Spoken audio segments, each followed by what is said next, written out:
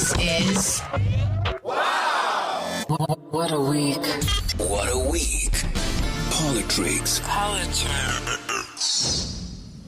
Eta, welcome to another episode of Wow What a Week, hashtag Politricks with Fresh and Botsang.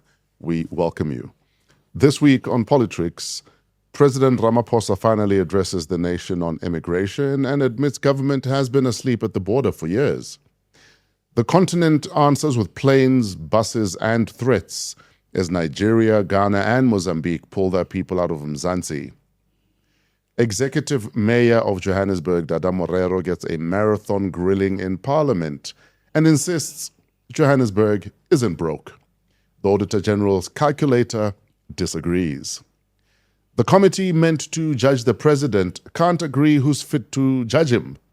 Infantino hands Trump a peace prize while Africa gets told to stay home.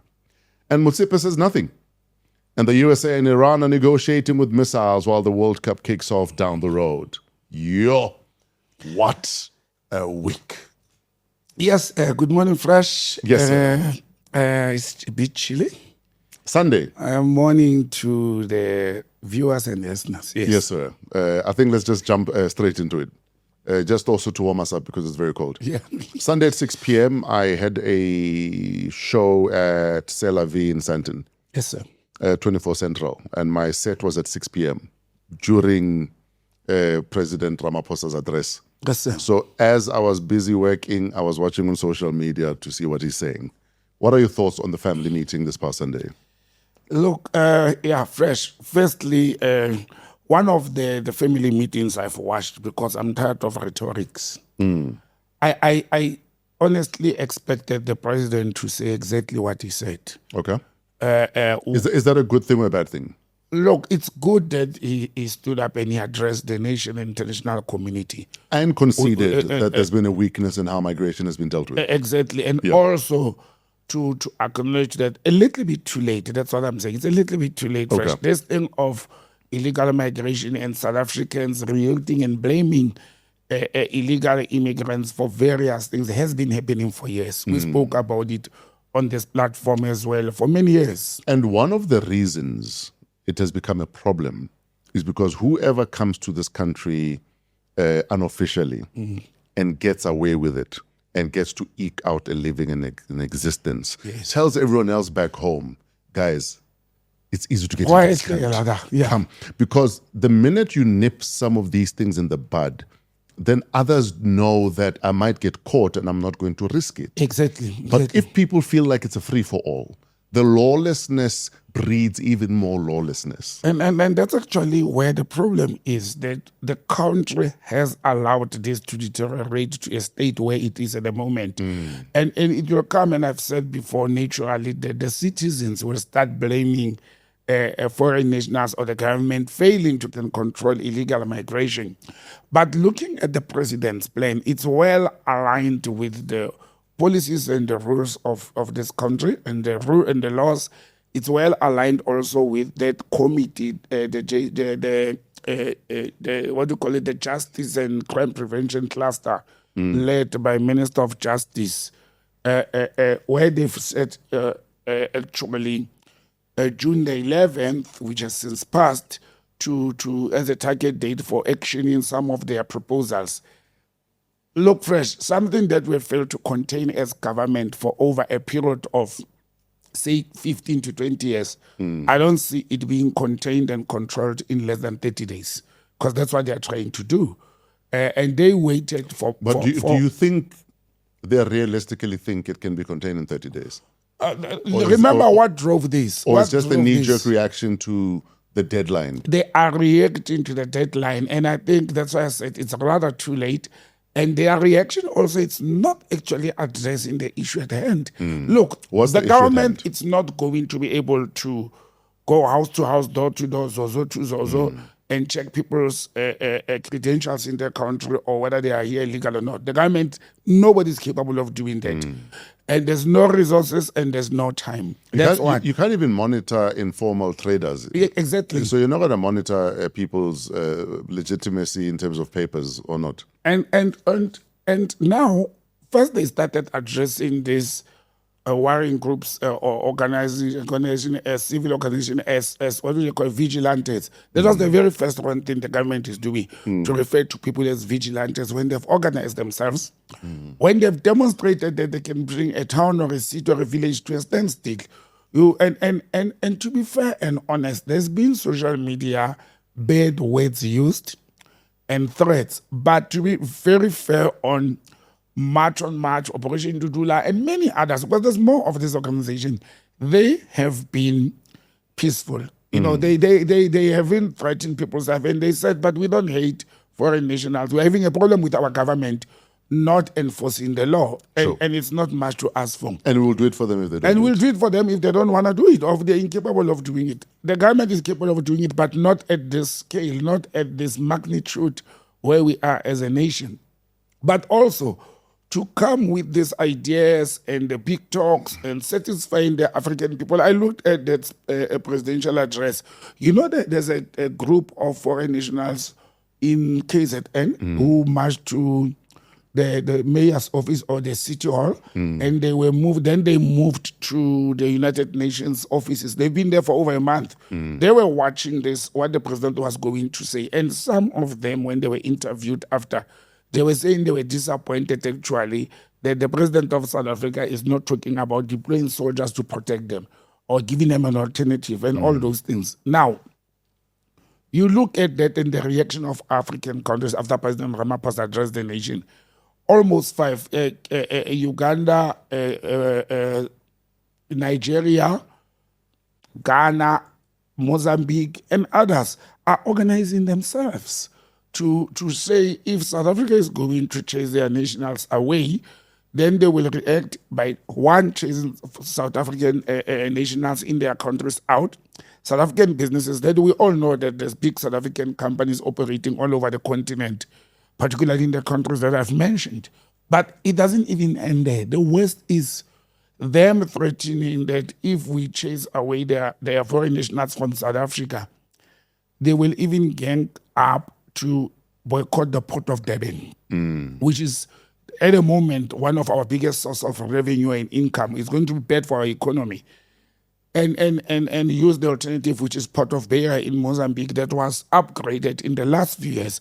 The threat to use the Port of Beira as compared to the Port of Durban has been there economically. Yes. It's going to be cheaper and faster for some African countries trading from east to west to use the Port of Beira instead of the Port of Durban. That's an economical issue.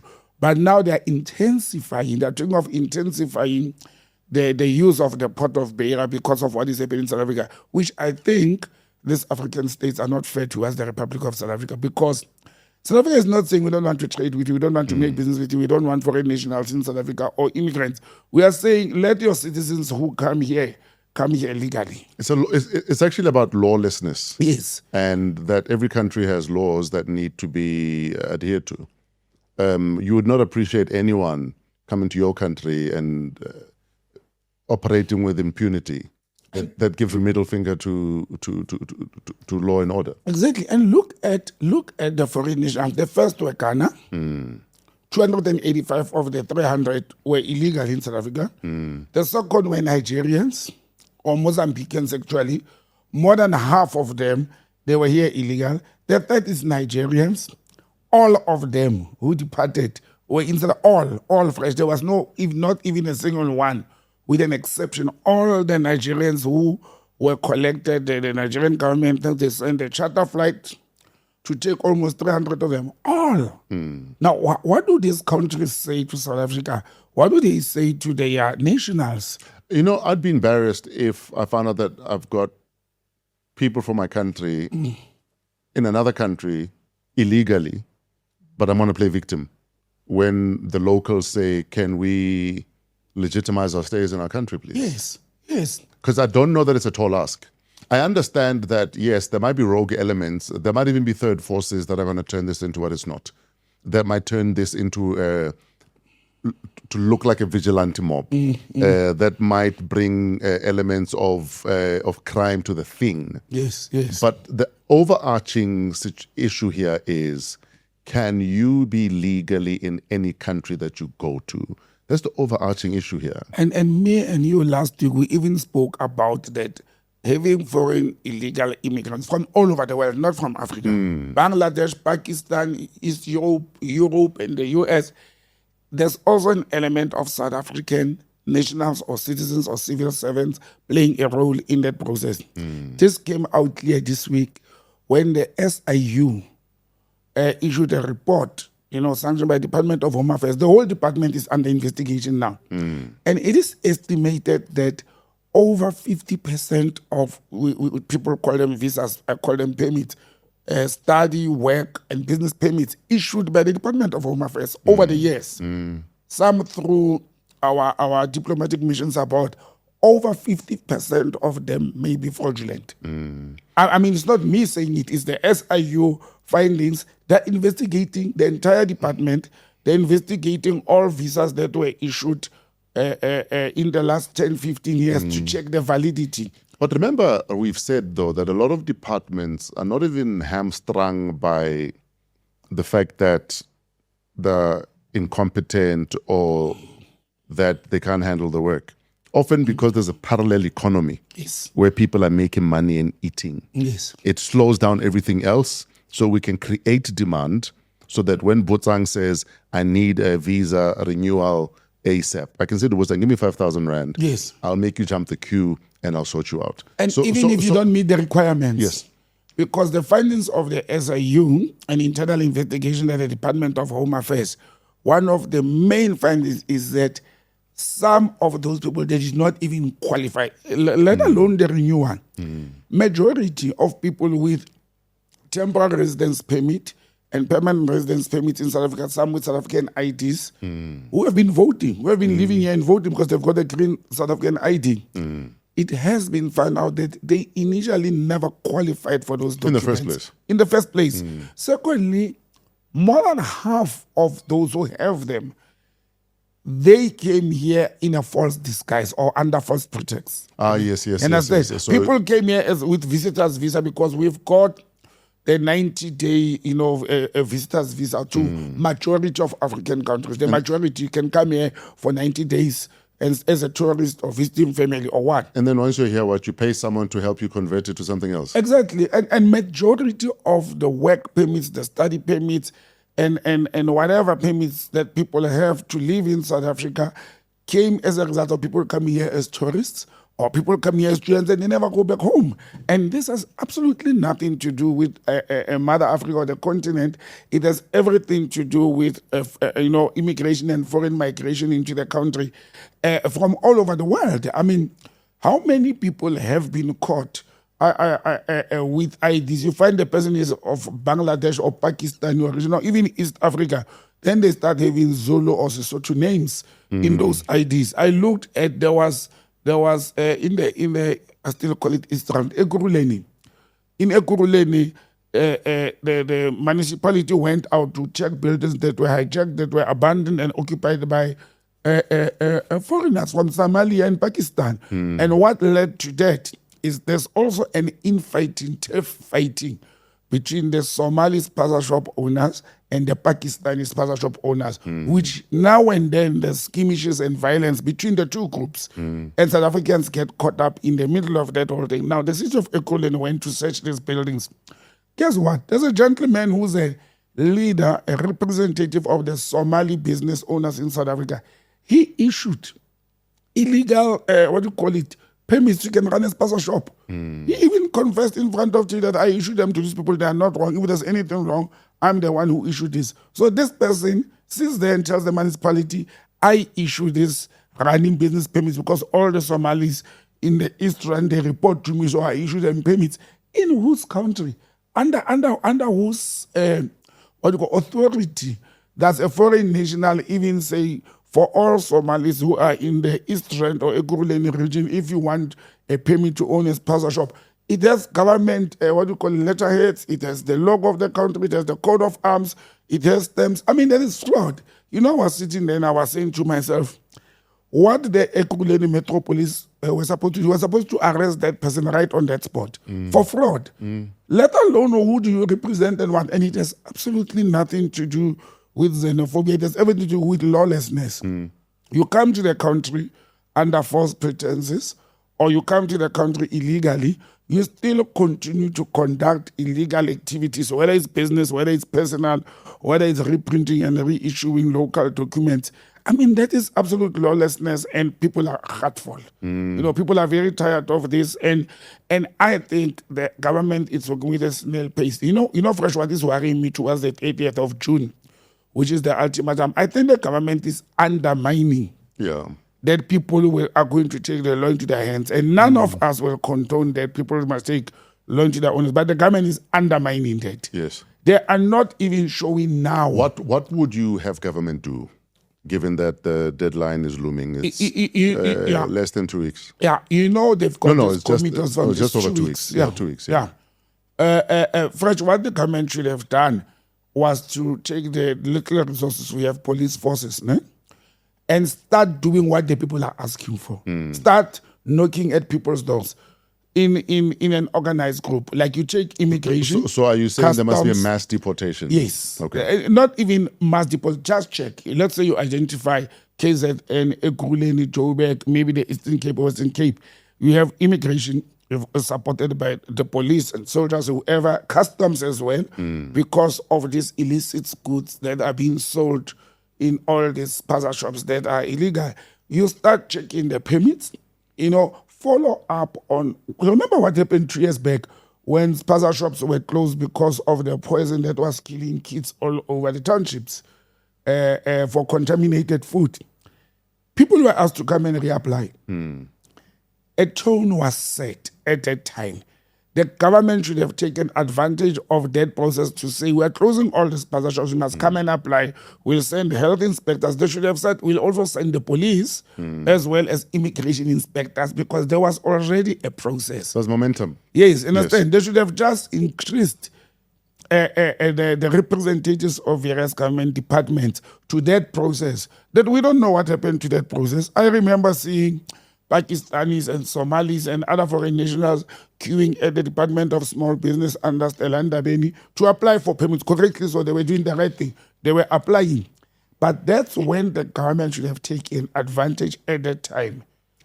But moving forward from now, if I was in government and I had to give an opinion with this, I was going to say, start somewhere. Don't wait for the data. Show the people that you call vigilantes. Show the people that have organized themselves that we have started in this area. Do you get a sense that often a lot of these processes almost happen just to pacify people so that they can almost forget until the next headline, and then you go back to doing nothing about things? Because my understanding is with issues like this, especially with lawlessness, especially with when people see there's consequences all the time, then you're less likely to have repeat offenders. Yes. You know what I mean? But because things are done this week, because Hokwatilwe, or they're happening this week because there's the G20 coming, and then after that you take your foot off the pedal. Exactly. And then you think the car will still move with no foot on the gas, as it were. Do you feel that if there was intentionality about, okay, the people have said we're doing nothing, we're going to do something and stay doing something so that it becomes a way of life, that you know that if you're not permitted, you're not going to trade downtown Johannesburg? Yeah. But like you said, if there was maintenance, if there was continuity, and for many years, the ANC-led government, or even before it was the GNU, has actually governed and led the country in that manner or fashion. Yes. Whenever there's an uprising or dissatisfaction of something, then they will act to make the people. And I can make various examples. I've just mentioned the issue on when kids were dying in townships with food poisoning or whatever they ate from the spaza shops. Look how the government reacted to normalize, regularize, and all. What happened? It stopped. There was even a 500 billion that was allocated to small business to can help that process register.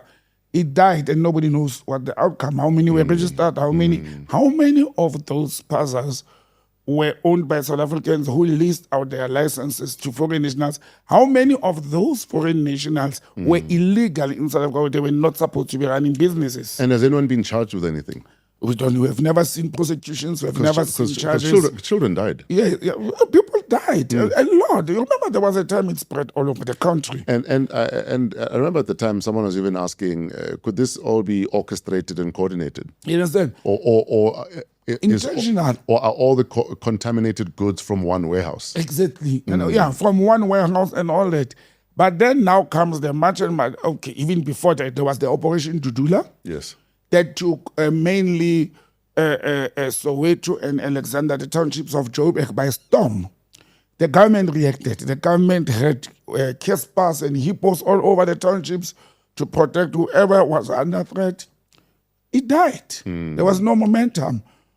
And this and that. And then it's taxis going on violent. Then it's truckers closing the streets.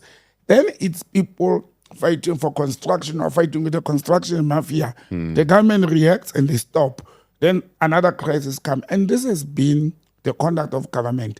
One, they are reactive. Two, there's no continuation in controlling volatile situations. What happened, people may say, no, it was because of Jacob Zuma. What happened in, what do they call it, July 2021? It was not because of that. It was just a spark. The arrest of Jacob Zuma was a spark. But the situation was simmering. Already there was there were cinders waiting to catch a flame. Exactly. And if you recall what the government did and the reaction of government again at that time, sending the soldiers after, praising those who defended businesses, when over 300 people died. We had a massacre in South Africa in 2021. And who has been brought to book? And by any other standard in any other country, it would have been treated as a crisis, because it was a crisis. Fresh. Over 300 people died that week. Over 300. We still have the Marikana massacre in our minds where 36 people were killed. And even that has not been resolved fully. That has not been resolved. We had when Andries Tatane was killed with other people in the Free State. In Free State. Yes.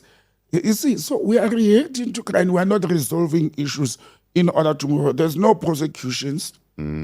We have been swallowed by the Matlanga Commission. It's gradually getting out of fashion because there's no more excitement about it politically. Now we are focusing on this whole thing. Very reactive government, no consistency and no continuity. The president also mentioned the fact that in anyone that hires undocumented foreign nationals will also be dealt with by the law. Yes. What are your thoughts on that? It has been the policy. I was going to say, because that surely should be standard. It should be standard. It's a policy. And anyone that's been to a restaurant would know that if you were to have inspectors, you'd have a big catch every day. Have you seen, Raj, I've been to many restaurants all over the country. Have you seen when they hear that inspectors are coming? People even run away from work. People are pulled behind the kitchen sinks and all that. That is the rule. That is the law. It's standard. The government has not been enforcing that. And earlier on, when I spoke about start somewhere, those are some of the things that the government should be doing. The low-hanging fruit. Yes. Go to all the restaurants around Sandton. Forget even the townships. Around Sandton, because the people who work those restaurants, they don't stay in Sandton. Go all over Cape Town. Go to every restaurant. 90% of employees, I don't say they are illegal. But I'm saying to get a work permit in South Africa, you have to be of specialized skill. You have to be of skills that we can't have in South Africa. Sure. Everybody who's working in restaurants in South Africa, unless somebody tells me, I'll make an example. It's a sushi restaurant, as an example.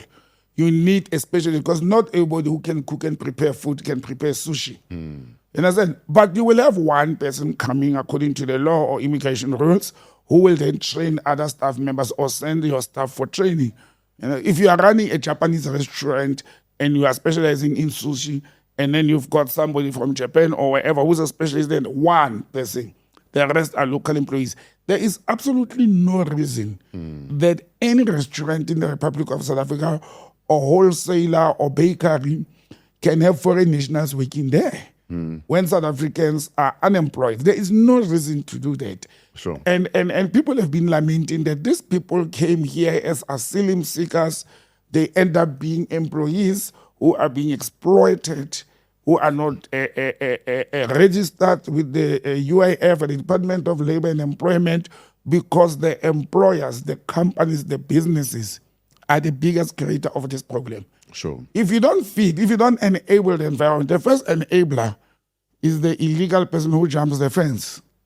The second is the officials, police, immigration officials, border officials, who are enabling those people to can be safe in the country. The third is South African nationals, us, who are accommodating people without checking their validity in the country or not.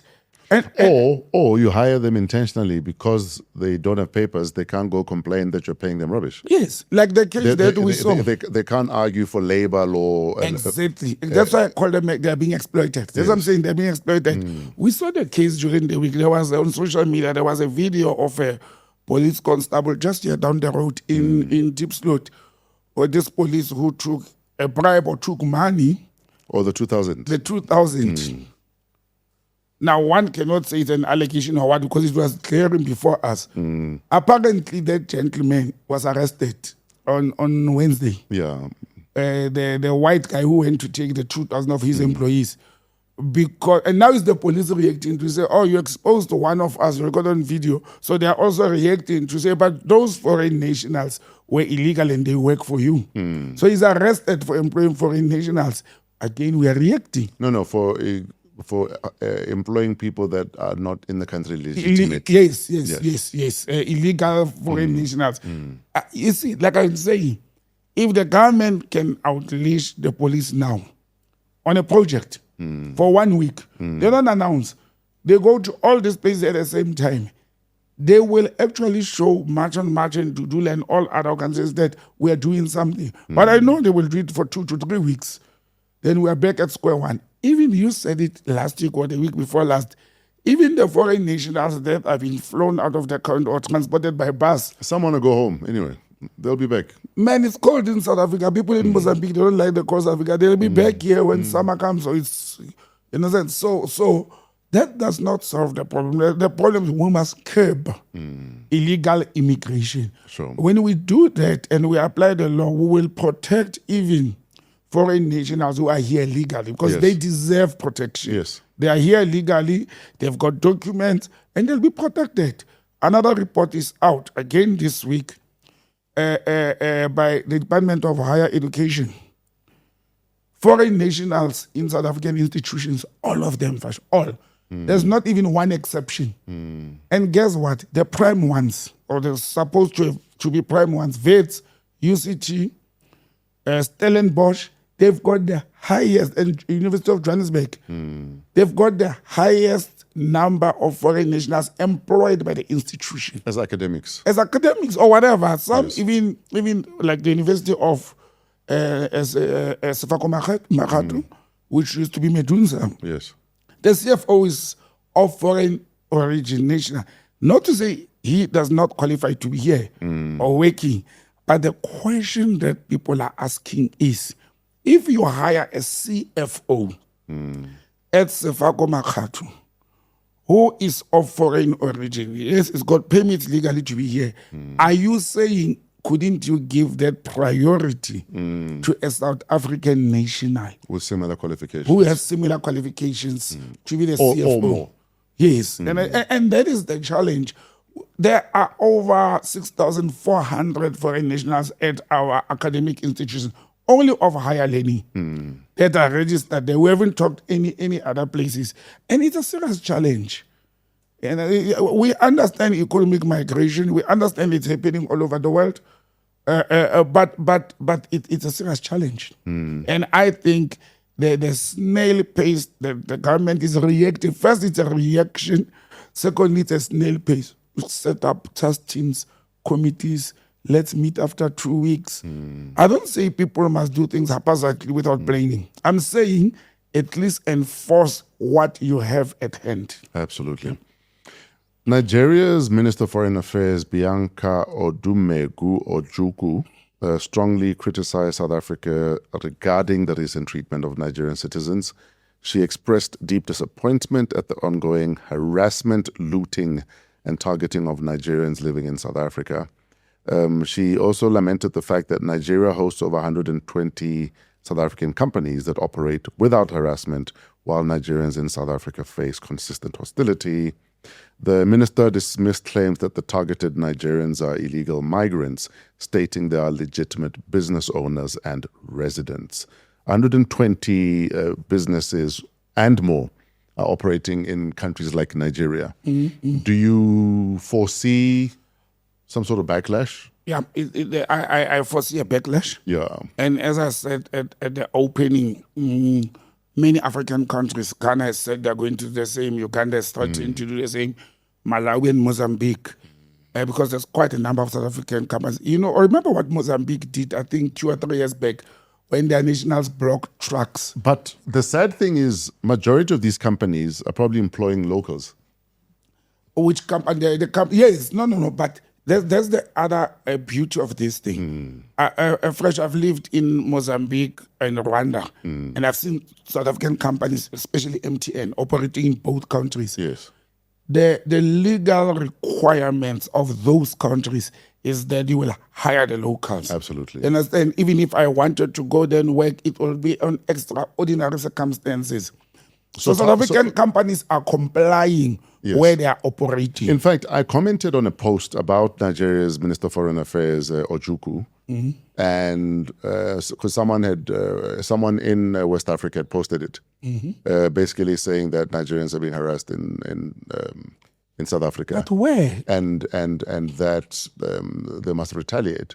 And my comment was, if any of the companies in Nigeria, they're illegally, then they must be sent home. Yes. If they're breaking the law, they must be sent home. And we have seen the penalties in the yesteryear. Remember when MTN couldn't comply with the requirements and they were heavily penalized by the Nigerian government for tax purposes.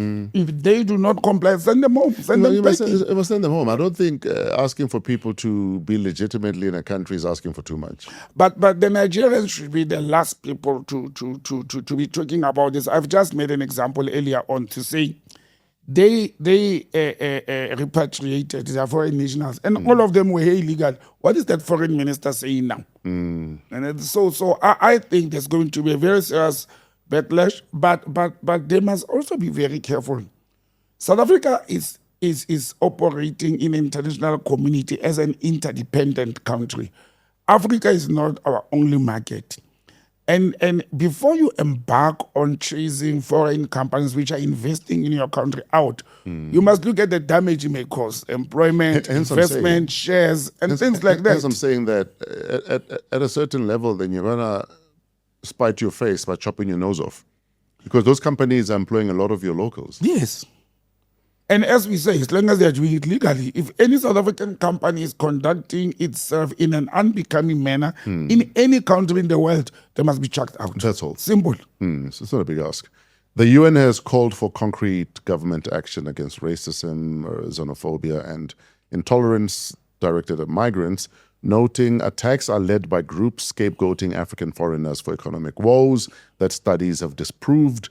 Pan-Africanism on the letterhead, hires at the border post. What are your thoughts on the UN? You know what? One of the things that came up with this whole thing, it's the demand of much and much that we should do our migration in order to accommodate asylum seeking and the legal presence account. Do it there towards the border. Don't do process people at the border. Yes. For example, well, it cannot be within the border precinct because of security and the space. But for example, the biggest migration office of South Africa, it's sitting in Marabastad in Tshwane. Yes. The biggest detention center of South Africa is sitting at Lindela in Mogale City, Krugersdorp. Surely you must be doing this in Mpumalanga and Limpopo. Yes, do it in what is that? Musina. In Musina. Do it near the port of entry. Do it in Fixback. Move it close to contain this. Now, people are already integrated into the society. But the United Nations, I'm very disappointed with the Secretary General Guterres and the team there, to be coming with such strong-worded statement, because that's a very strong-worded statement to say South Africa should work on containing these things of xenophobia, Afrophobia, and the attack on people. There is not even a single case where it has been reported that South Africans, organizations or civic organizations or protesters have, they've marched, but they've never attacked anybody. They've protested against our own government.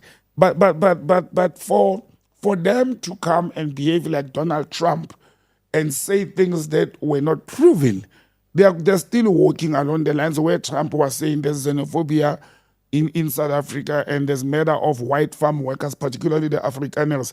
And that came to zero. Now, the United Nations, that has been very quiet when the South African resources as well as immigration laws and human rights laws are being abused, because this is what is happening. Our laws are being abused and taken advantage of. The UN never called the AU to say, AU or SADC, call your member states to order to behave when they go to South Africa. You understand? And first, I was just thinking in a situation like in the DRC. We know that there's a war for minerals in the DRC. It is not a normal civil war where Hutu is killing Tutsi or what. There's war for minerals, and it's on certain parts of the DRC. The people who are running from that war in the DRC, why wouldn't they migrate in the country provincially? The DRC is a federal state. Yes. Understand? Let me make an example. If skirmishes or a fight breaks up in Gauteng between the so-called Zamazamas and the residents of my hometown in Randfontein, 12 people were killed in a Kuruleni during the course of this week, allegedly by artisanal miners who are called Zamazamas. Why would the people of Gauteng or Rand West or Joburg run away from Joburg and they run to Botswana and Namibia and Lesotho? When there's a province, you still jump a province. If it's not safe in Randfontein, I expect my mom to run to Tshwane or to the Free State. Not to leave the country. Not to leave the country, because other places are safe. You understand? So even this asylum seeking, I'm running from a war torn in my country, it does not make sense, because there is peace and stability in other parts of those countries. I've used the DRC as an example. Even Somalia, I can use Somalia as an example. Yes. There are parts of Somalia where life is normal. It is not as good as it could be in South Africa, but it is normal. Why would people run away from the entire country? In Nigeria, why are Nigerians running away from what in Nigeria? And I've said last week, to conclude this matter, you cannot go and force the leadership of another country to give you protection against people you call vigilantes and against people who are demanding their government to render them services, while you have failed to force your own government where you come from. I understand the economic crisis in Zimbabwe. I'm one of the people who says, the economic crisis in Zimbabwe, despite ZANU-PF failing the people of Zimbabwe and corruption, the main reason the Zimbabwean economy collapsed, it's when the UK-US-led sanctions were imposed on Zimbabwe, even after President Mugabe has left office or has passed on. They are continuing with sanctions. I'm clear and aware of that. But the people of the Zimbabwean people who are sitting in South Africa and making noise, why don't they tell ZANU-PF, conduct yourself in a manner that sanctions will be eased? Why don't they protest in Zimbabwe? Why don't they take up arms if they have to take up against their own government and remove it from power for failing to deliver the resources? The South African civic organizations, whether we like them or not, they are rising against their government because they think their government is failing them. You understand? The foreign nationals in South Africa are victims of circumstances. Yeah, but in South Africa, you can do that and know that you're not going to be brutalized. In a country like Zim, you know that the jackboot approach there will have you brutalized. Now you want to go... People are victimized, people are beaten, people are even abducted at night. So it's a human rights issue. Yeah. Your country has no human rights issue or good record of human rights issues. Instead of fighting for that, you want to run to a country that has human rights practices that are good and abuse them. I said last week, there is no way I will treat anybody decently if a person don't conduct themselves decently. Sure. Yeah.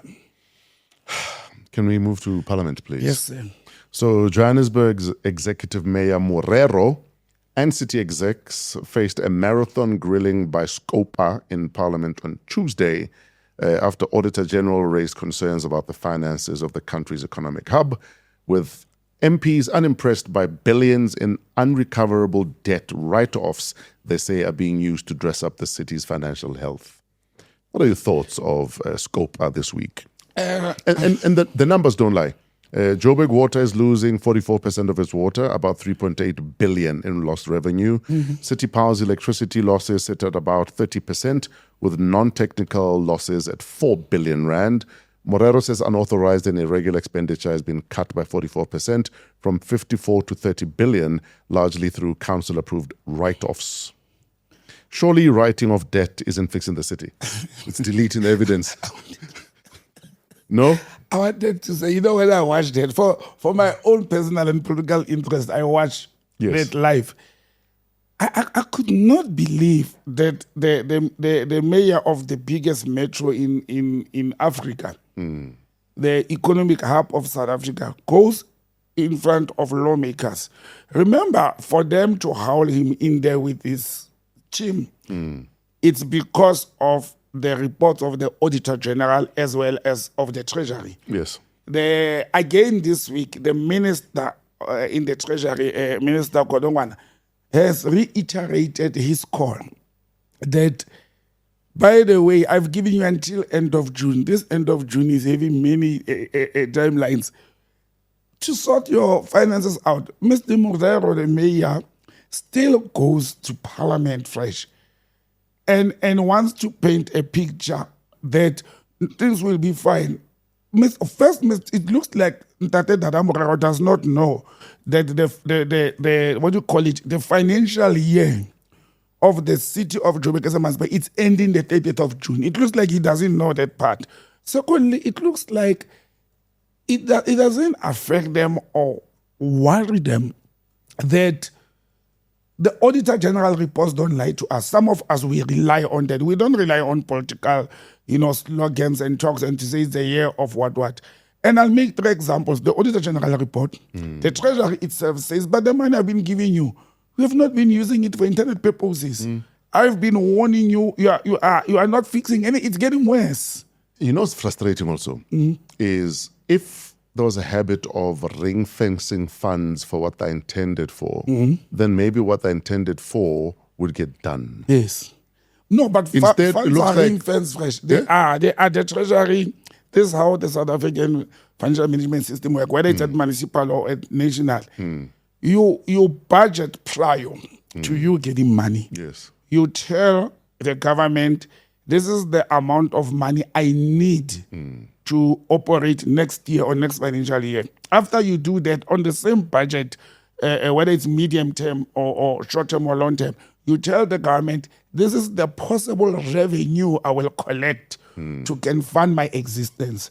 If your revenue was projected to be less than what you budgeted for, then that's where the Treasury comes and say you'll get allocation from Treasury to other taxes. That's how it works. So the money is reinvested. You say I'm going to spend 100 billion. No, but if you are saying we're going to have, let's say, 5 billion for infrastructure maintenance. Yes. Is that money set aside for that? Or is there just a big pot where if we need for potholes also, or if we need for something else? No, it's set aside. You can't in order. So why are the things not getting fixed then? Order. And that's where the problem is. If there's the money, then why? The money is finished and things are not done. Then if you have budgeted 5 billion as well for infrastructure maintenance, yes, and you realize that there was a disaster called COVID, I need money this side, or any other form of disaster. Let me say there's fire in one of government buildings, like it happened at that bridge in Ekurhuleni. Yes. You go back to the Treasury. You don't just put your finger or your hand in there. You go back to the Treasury to say, I had this spent for infrastructure broadly, but we have had crisis. and therefore, like we have water crisis now, and therefore I want to move some of them, and you must get permission to that. You must motivate. You must inform the state. You don't just do it the way you want. Now, I had a debate last night with one of my friend from opposition, and I said to him, if things were done, if you were supposed to spend 5 billion, you have spent 7 billion, but things are done. There's water. At least people will not complain.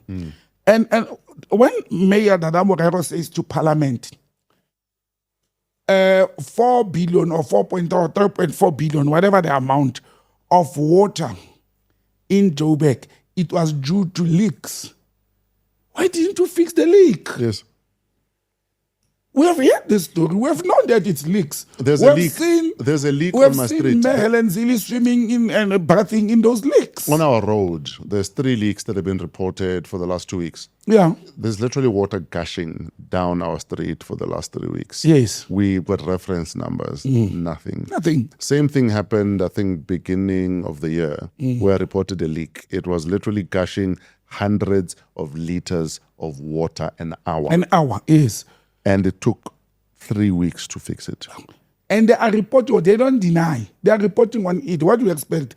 Then he goes further, Mr. Morero, in Parliament. And they ask, but what is the cause of this? He was asked very clearly, what is the cause of why are we here? Guess what Dada Morero says?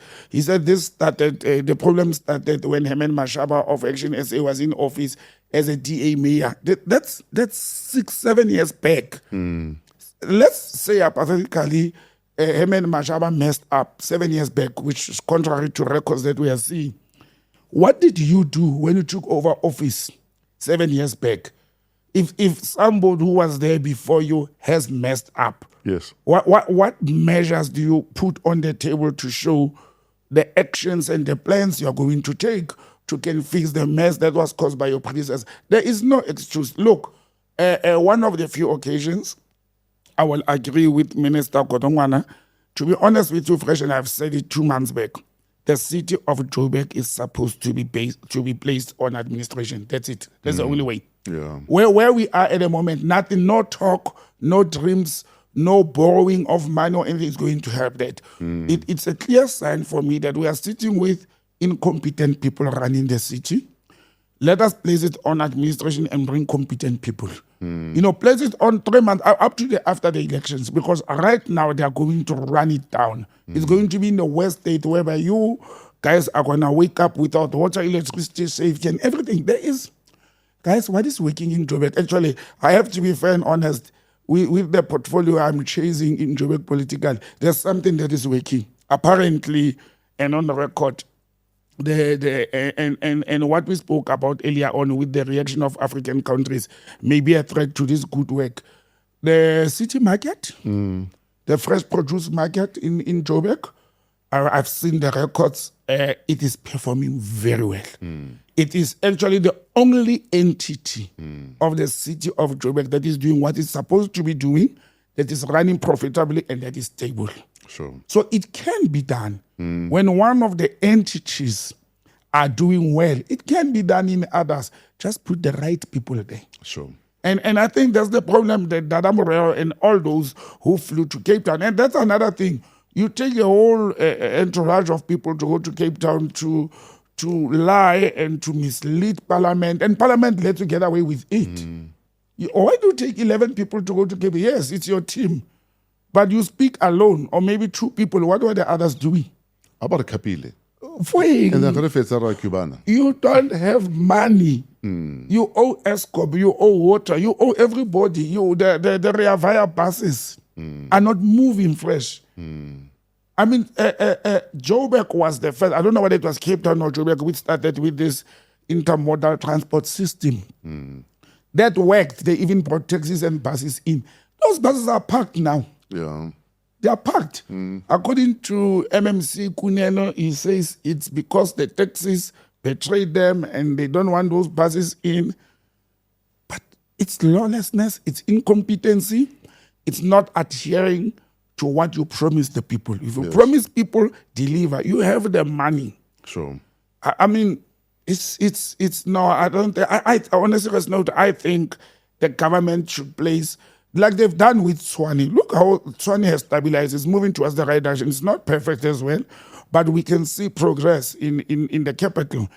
Let the Treasury, the Minister of Kokta, the province of Gauteng, place city of Joburg on administration now, and let the administrator and the team be competent people to can stabilize the city, so that when elections come and people should start on a clean slate. That's what I would do if I was in political power now. Sure. Put it on administration for 6 months and stabilize it and identify what is the problem in the city of. I can already tell you one of the problems is incompetency.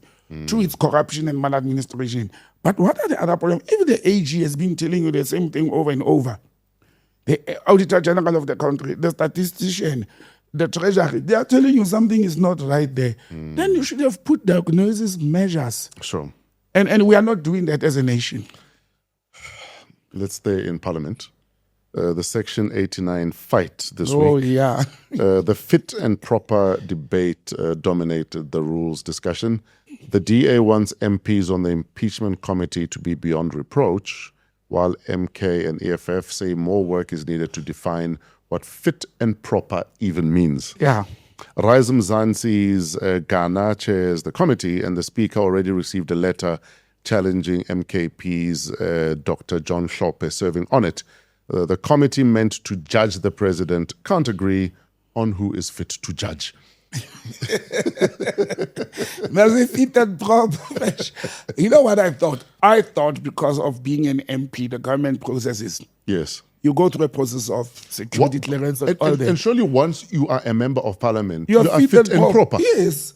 Because if we're saying we need people who are beyond reproach, then we need to set that bar for getting into parliament in the first place. You have nailed it. Like, what are we doing? Yeah, you ask me a question and you have all the answers. For you to get there must have been a standard set. Because what are they saying? That anyone can come into parliament, but to get into a certain committee, you must be beyond reproach. Why are you not beyond reproach in jail as a member of parliament? They said what? MKP and who? With MKP, I understand because they are taking Dr. John Hlophe. Well, MK, EFF are saying more work is needed to define what fit and proper even means. I wonder why is the DA about impeachment committee needs to have people who are beyond reproach? What is beyond reproach? I mean, the DA is not. Are we saying the rules and the laws of God? And actually, the speaker, for them to send them backpacking, say go and sort yourself out because they couldn't agree. Yes. It's not only that committee, even the other committee that is supposed to go and review the rules. Yes. Remember, there's that committee that is supposed to go and review, pardon me, the parliamentary rules. They've also been sent because they couldn't agree on the composition and what is to be done and the how. Yes.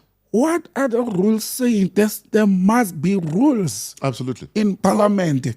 If the rules are not sufficient, you go and you revise the rules. Fix the rules that allow people into the door. Exactly. So that everyone in the door is able to now operate. Exactly. And I think this problem is going to delay the Section 89 sitting. Again, we are going to go through the process that we went through of the Judicial Service Commission. Remember that committee that is dealing with appointing judges and interviewing judges? Yeah. Remember how it delayed because Dr. John Hlophe was rejected, having have been impeached himself as a former judge. And it's the same process. It's going to delay and waste time. And imagine that after the impeachment process of Dr. Hlophe, and I can sit here and say, maybe in his case, it is not fair that he sits in that committee because we already saw what happened. Yes. And now for him to go and be part of the team, he's the most educated and most experienced jurist in parliament. Yes. At the moment. And this experience we can't deny. Yeah.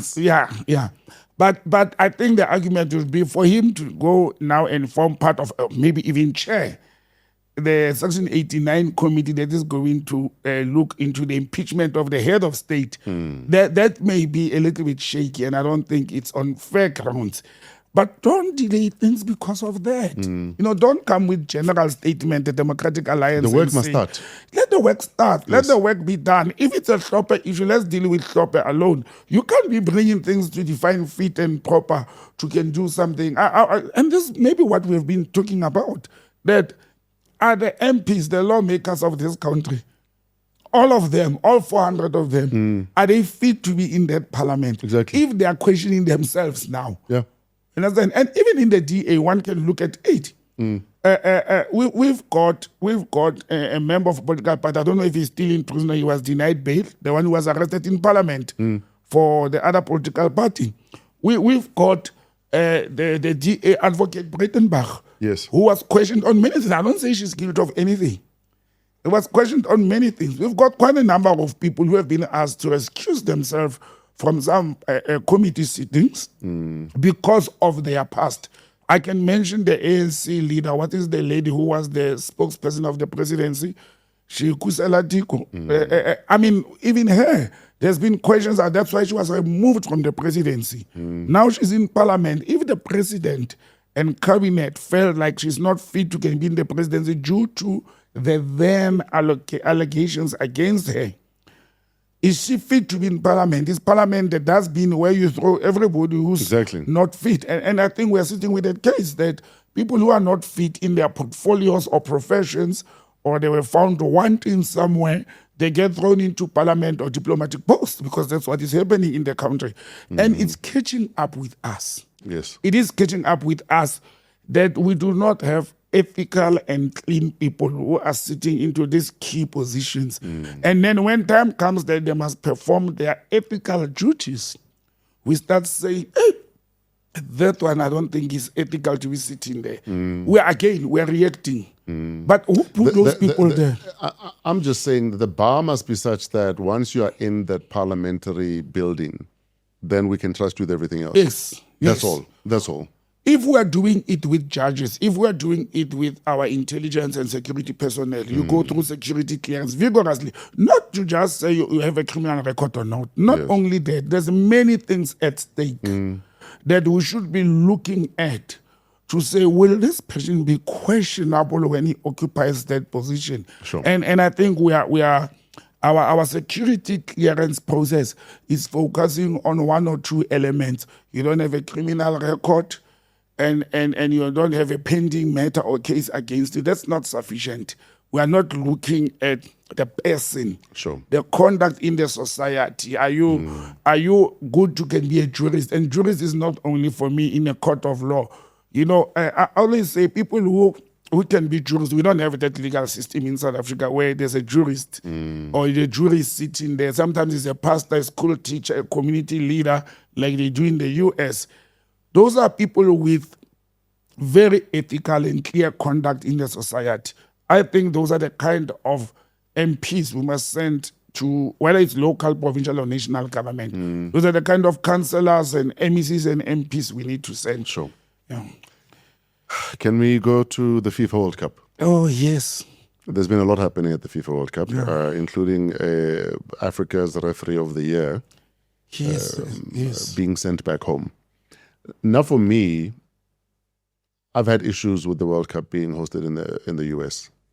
And one of the reasons was even at the draw in Washington, Infantino, FIFA president, handed Trump the inaugural FIFA Peace Prize and told him that you definitely deserve it.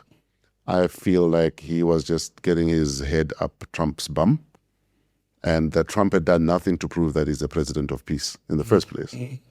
And these are the same people that say you must keep politics out of soccer. But he's dragged a politician into soccer. And 3 days after the draw in Washington, Trump was the same person calling Somalis garbage and that the country stinks and that he doesn't want them in our country, quote unquote. And now we're here. And Infantino talks about we're not the kings of people's countries. We can't decide who gets in and out of country. But this is the same FIFA that gave South Africa conditions that you must make sure that people have unfettered access to visa applications, and that they can come into the country and attend the FIFA World Cup in 2010 without having to deal with too many hoops they must jump through. But we're here now. Yeah, if my memory. And on top of that, King, CAF it's Makhwa. Yeah, that's another one. Why have CAF said nothing? CAF AU. Or did they whisper it? CAF AU, some WhatsApp group. Why has nobody said we must boycott the FIFA World Cup in the US? You know, Fresh, I can't remember which team. I think it was the Italians who didn't qualify. Yes. And when the US wanted to chase Iran out of this, Oh, yes. the Someone Italians raised suggested their hands that were available. were available. Or someone suggested the Italians can replace Iran. Replace Iran. That's not how it works. And when that started, I realized that the world is not paying attention to imperialism as well as, the European or Western, homogeneity in this whole thing. Yes. In my books, the FIFA president, Infantino, he has played into the business and political platforms. He's a liar, Fresh. The man lies. And sadly, he replaced one of the greatest sportsmen or sports administrators, not sportsmen, Sepp Blatter. No, but Sepole no nana lebu mshiga nyana. Yeah, they all Sepp have. is not the cleanest person either. None of them can be clean, Fresh. There's no clean businessmen in this world. Yeah. They are business people. They were there for business. But what Sepp Blatter did, even on the conditions they've put to South Africa, they were genuine and honest with them. FIFA boycotting South Africa during apartheid years. When we are back, FIFA says South Africa, you are going to behave and conduct yourself in this manner in order to host the World Cup. Fast forward, we should also remember when Qatar hosted the World Cup jointly, I think so as well. There were conditions that were put to them about human rights, about women who are coming, they should not be forced to can dress in a Muslim way. You remember? But what about human rights in America right now?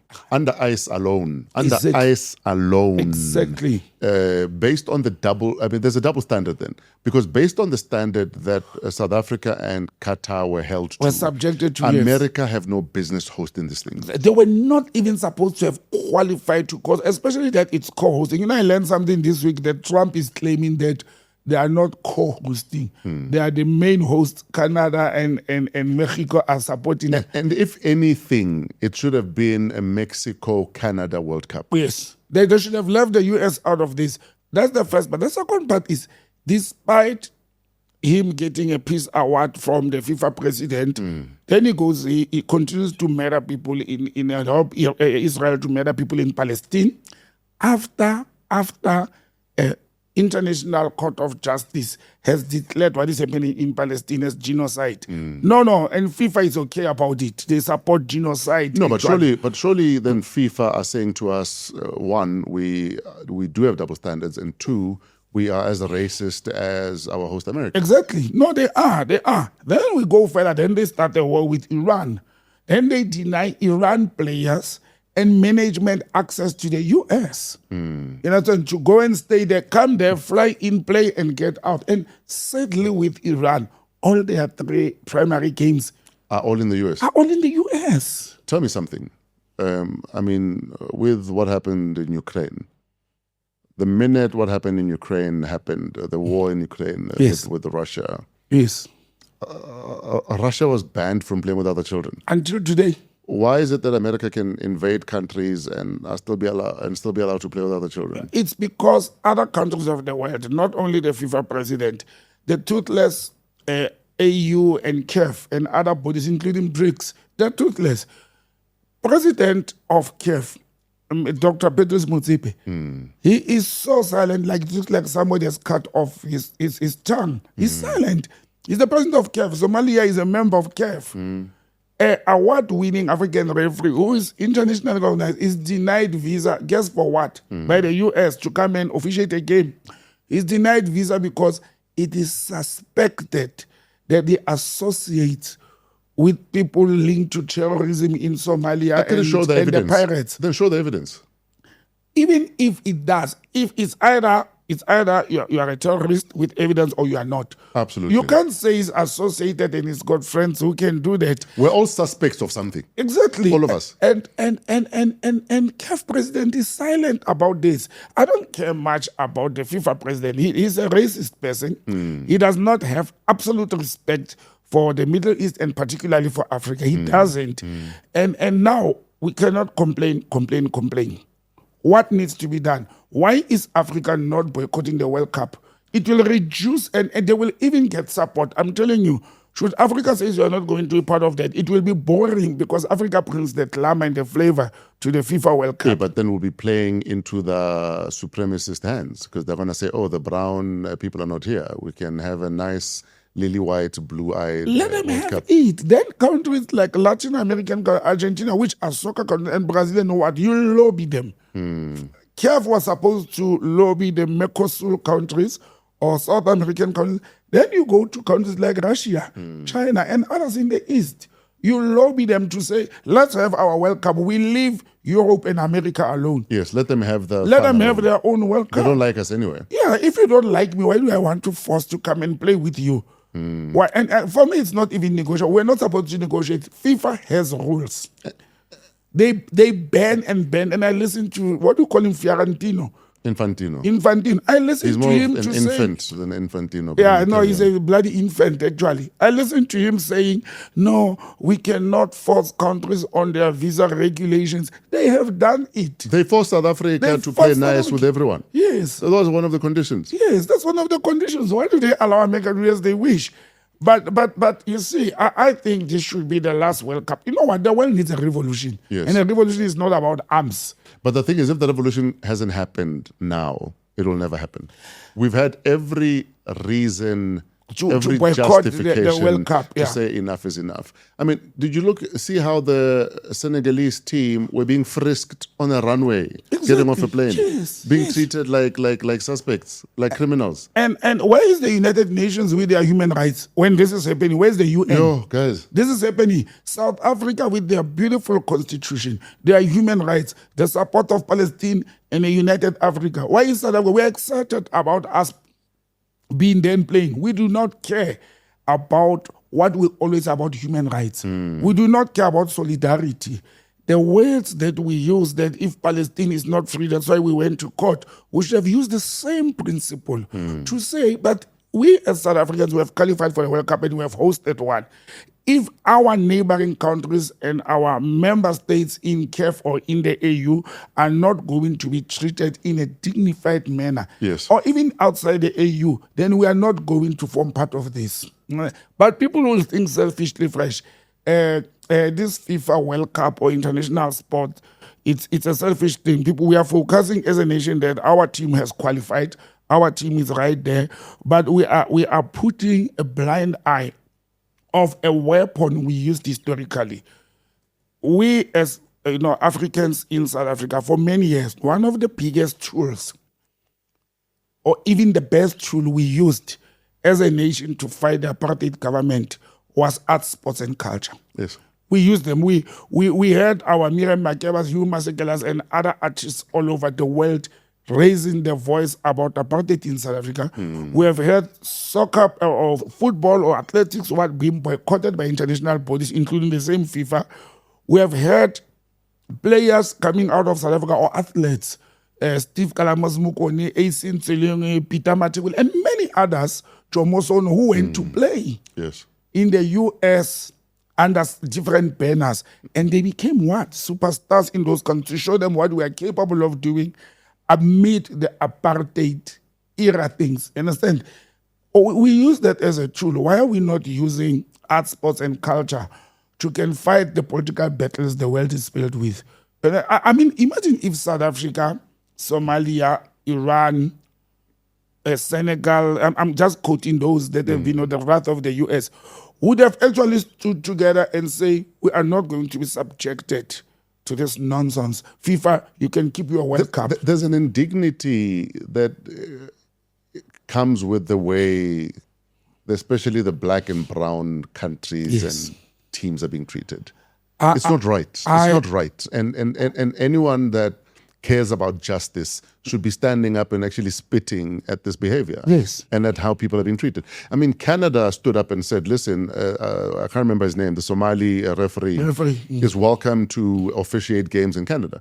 Sadly, the referee center, I think, is in Florida in the US. Yes, so yes. I think all the referees Must be there, yes. so what? He'll be operating out of Canada. For- And to show you that this is just farcical, I'm certain Canada's vetting of our referee would be as thorough as that of the US. Absolutely. And they would not yes. say he's welcome here if he was a threat. If it was not, if it was a threat. I mean, if you look at the corporation of the border officials or Yes. border, what do they call it? Canadian Border Security, CBC. Them and the US, they work hand in hand. Absolutely. And I said, so if the Canadians are comfortable having him, if FIFA was reasonable, why wouldn't they say, okay, go and be stationed in Canada? And even the Iranians, why wouldn't FIFA stand up and say, all Iran games will not be played in the US. We are changing the features and the lineup. No, Iran games will be held in the US. But if you're going to interfere with a FIFA World Cup, then we will move it somewhere else. Yes, move it somewhere else. FIFA should have done that a long time ago. But people who don't understand politics and pride, I always say, you mentioned about the indignity of this happening. Pride and dignity are a sense of self. You walk with these things. Absolutely. Whereas if you lose any of those two, Then you've lost half the game. you have lost half of your life. You are as good as not living. And I'm saying, if you expect people to operate optimally at your World Cup, but you're watching them being treated like shit, Hey, then shame on you, Infantino. Shame on you. imagine, you know what I'm praying for? I know I'm a South African. If Bafana does well throughout and run. I hope Iran I'm goes happy. all the way. I wish Iran. I hope Iran go all the way. Yeah, I hope they go all the way. And that will be, you remember how Muhammad Ali became the greatest boxer? He turned boxing into psychological warfare to say, we're oppressed, but I'm going to be the best. Yes. I'm going to be the best in everything I do. I'm going to beat them. I'm going to beat those that are standing on my way. And that's, I just hope Iran goes all the way. If there's somebody rooting, if there's a team, I'm rooting. I always root for my country, then Brazil, then other African states or so. But this time, for political reasons, I pray that Iran must go and kick that ball as if they are kicking concrete balls. Yeah. To can actually humiliate Donald Trump. And I wish the way Jesse Owens did to Hitler, was it in 1939? Yes. And, In Berlin. Was it Berlin? I thought it was Munich. Okay. Was it Munich? It was Yeah, I Munich or think, Berlin. but Iran need to Jesse Owens Yeah. the hell out of the orange man. Thank you. That Fresh. is what they need to You do. reminded me history. You're right. But that's what should happen with this World Cup. Yeah. Anyway. While we're there, Iran-US continue attacks. The U.S. completed a second consecutive night of strikes on Iran earlier this week, hitting surveillance capabilities, communication systems, and air defense sites with explosions across key Iranian cities after the U.S. first attacked Qasem Island and port along the Strait of Hormuz, accusing Iran of drowning a U.S. Apache helicopter. Where was the Apache going? Yeah, it reminds me of military. I think it's those patrols. Remember, they in whose airspace? What do they say? They say they are guarding, protecting the. In whose airspace? Yeah, exactly. And you are in the middle of a war, and you think Iran must not down one of your fighting helicopters. But this thing lasted 2 days, and it's continuing. When there's supposed to be a ceasefire, the same Donald Trump writes or calls Netanyahu and says, stop bombing Lebanon. Because it started on Monday when Israel continued bombing Lebanon and all that. And Iran has been very consistent to say, you touch Lebanon, you touch Beirut, or wherever, we'll retaliate. And that's what they've been doing. Now, behind the scenes, Trump and the Americans, they want to sneak oil out of the Strait of Hormuz against the ceasefire settlement, and Iran reacts. So what has been consistent with this so fresh? Iran has been reacting.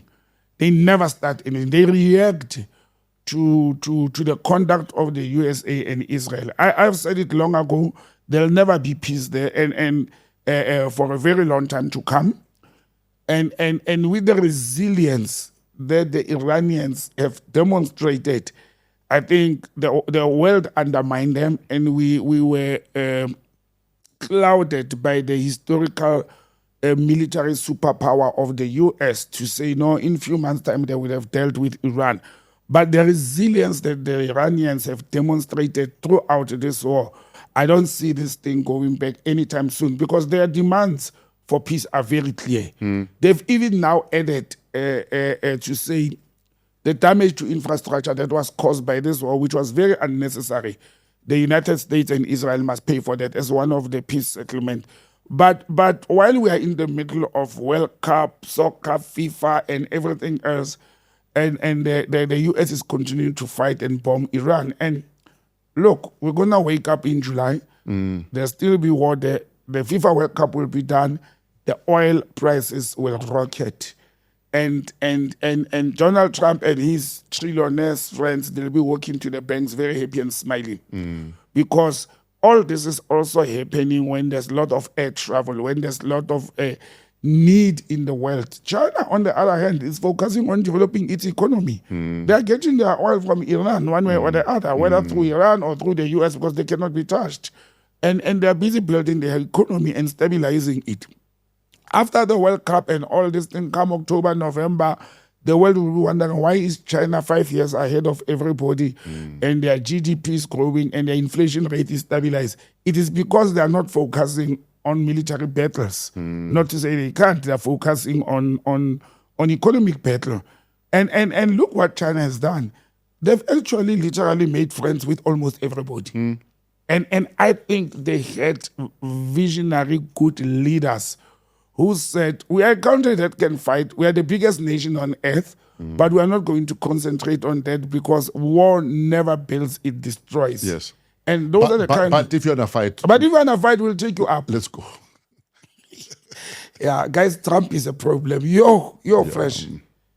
That man, no, you know what? That is the dumbest person the Americans have ever put there. Do you think when he's done, there'll be consequences for him and his merry band of bandits? Nothing fresh. You know what's going to happen? Because surely a lot of what they're doing is criminal to a certain extent. Nothing will happen. Who will charge him? Which court? Who will lay the charges? Which court? In America? The next administration? Never. The Americans have got two political parties. They behave the same way. They've got the same policies. The only difference is the colors. Understand? They will not do that. Whether it's going to be his replacement or successor within the Republicans or the Democrats will come back. And again, money buys politics. I mean, in the US, by the time he leaves the office, he would have pumped so much money into the electoral system and to the successor a lot of scandals that if they're going to try and touch him, he will just raise a finger on them. And I look at how the Epstein files have made a number of ex-US leaders and presidents and politicians and judges. Everybody is, every time you open the Epstein files, everybody, whether you're a judge, a former police chief and CIA agent or what, or former presidents are being mentioned there. And that's how Donald Trump and his cowards are going to conduct themselves. I don't see anybody under the sun touching him legally or politically. I mean, right now, he's busy with what I would like to call malicious prosecutions. Yes. That anyone that's ever crossed his path, including former allies, yes, are in jail for one thing or another. So you can see how he operates in impunity. And I've long said it's a good thing that Americans elected Trump. We needed a crazy person to can expose the madness in the US and the madness of the American people. Because this actually is not about Trump, the human being or the person. This is about how Americans think, how they operate, how they see things in life. That now you've got a supremacist amongst them that they've put in an office in the White House. He is doing what some have been doing subtly. He is reckless. He's loose about that. He doesn't care. And it shows how the Americans think. Because the U.S. being a big country with such a number of people, The Republicans, being a big party, out of all those party representatives, only 4 of their senators will vote against some of those. It means the majority of the Americans are agreeing with what Trump is doing. Sure. The majority, because they would have been on the streets. The chiefs of the army, the military, I think they're agreeing with him to continue fighting Iran. I think they're agreeing with him. And it's no longer the aggression of the United States towards other countries, as Nelson Mandela would have explained it. It is the demonstration of how sick that nation or society is. Because none of them, or a handful of them, can see that something is wrong with them as a nation. Sure. Something is seriously wrong with the Americans. But you know what? They didn't learn from history. Sure. It will catch up with them. I'm going to do a quick roll call of Trump allies that have done time. The Inner Circle, Michael Cohen, Trump's personal lawyer and fixer. Paul Manafort, 2016 campaign chairperson. Rick Gates, Manafort's deputy on the campaign. George Papadopoulos, campaign advisor. Steve Bannon, chief strategist. Peter Navajo, trade advisor. Alan Weisselberg, Trump Organization CFO, did time twice. The election crusaders, Tina Peters, the former Mesa County clerk, served 1 year and 8 months of a 9-year sentence for conspiring to breach a country's voting systems. The Jan 6 wing, beyond the inner circle, militia leaders like Proud Boys chairman Enrique Tarrio. Honorable mention, Roger Stone was sentenced to 40 months for lying to Congress and witness tampering, but never spent a night inside. And obviously the January 6 cohort were all pardoned. And now he started a fund that... And surely that fund that he set up, where I want to sue my government, my government is going to give me $1 billion that we want to put in the account, so that anyone that feels hard done by can get paid from the... Surely that's looting. Look at the number of people that were on his campaign, in his inner cycle and all that, who have served time in jail. Where are they? Where is it? You can't tell me that none of the people in Donald Trump's cycles has aces on him. You can't tell me that the CIA and whoever has aces on him to can say, no, somebody must rise and stop this guy and unleash all these things. I think he's got too much dirt on too many people. Yes, that's what I was explaining earlier on, that for him to be untouchable, he's got too much dirt on too many people. Yeah. You understand? So I think that's the challenge the Americans are faced with, Fresh. We're out of time. Thank you, my brother. That's the challenge we're facing. Yeah. How do we get a hold of you on social media, sir? Botsang at gmail.com or at Botsang M on social media handles. But on WhatsApp, which I use most, +27 83 884 7787. Thank you very much, sir. Thanks, Fresh. This is another episode of Wow What a Week, #Politricks, coming to you from Discover TV in Fourways, Johannesburg. Discover TV, let them be your stage. Shout out to Kileso Modisekeng. She is our executive producer. Trevor and his crew at Pezulu Works for all of the cinematography, and most importantly, you for liking, for watching, for subscribing, for sharing, and for interacting in the comment section. We love you. We appreciate you. Even when we differ, I think is when we're most likely to find one another. So let's keep the conversation and the debate going. And most importantly, let's agree to disagree with respect and a bit of dignity. Nobody holds a monopoly on name calling and throwing mud. So let's disagree respectfully. Until next week, have yourselves a great week. A wow week, if you will, in spite of yourselves. We're out of here.